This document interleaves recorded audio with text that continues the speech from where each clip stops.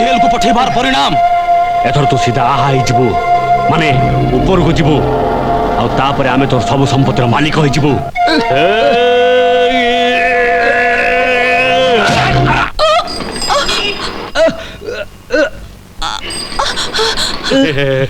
अरे शंकर आहा पूरा आहा ही गला।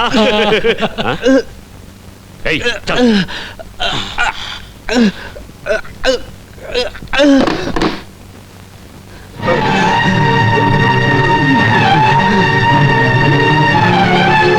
रणजीत और शंकर मारिबा पई आसीथिले ना किंतु एजे तो किछि हेलानी कोन अपेक्षा करिछथि मो शेष दर्शन पई।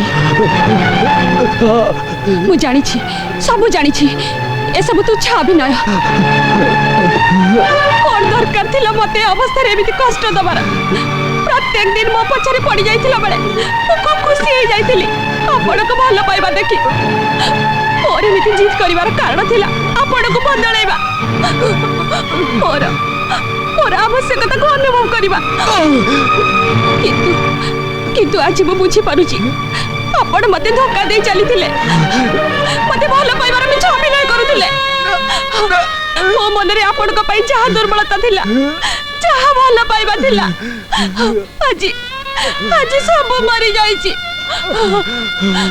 भविष्य रे केबे भी एमिति अभिनय करिबेनी न हेले मगर भरे थिबा संतान सह मु भी मरि जिबी सब दिन पाए।